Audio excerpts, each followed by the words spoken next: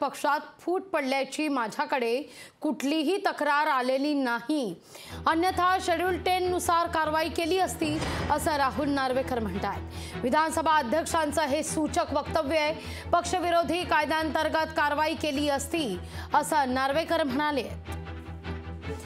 अधिक माहिती घेतोय आपले प्रतिनिधी चेतन ननावरे यांच्याकडून। चेतन, अध्यक्ष एक वेगळंच विधान आता समोर येत आहे। निश्चितच ज्या प्रकारचा एकंदरीत युक्तिवाद सुरू होता आणि महेश यांनी मुद्दा उपस्थित केलेला होता की ज्या प्रकारचे ठराव 25 जूनच्या सभेमध्ये मांडण्यात आलेले होते आणि यामध्ये 7 तथाकथित ठराव होते, मात्र त्या आधीच भरत गोगावले यांनी 21 जूनला ठराव केला होता आणि तो 22 जूनला विधिमंडळाकडे पाठवलेला होता।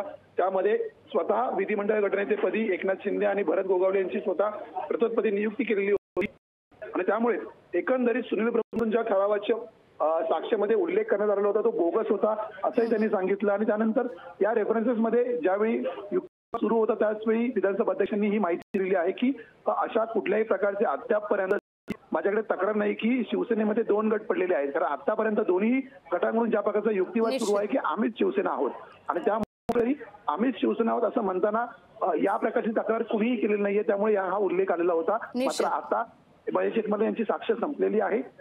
रिजॉइंडर वरती आता देवदत्त कामत बोलत आहे, पुढील तासाभरामध्ये ते बोलतील आणि युक्तिवाद संपेल आणि मग अंतिम सुनावणी संपेल। त्यामुळे थेट 5 जानेवारी रोजी काय निकाल लक्ष लागेल। चेतन, धन्यवाद तुम्ही दिलेल्या माहिती करता।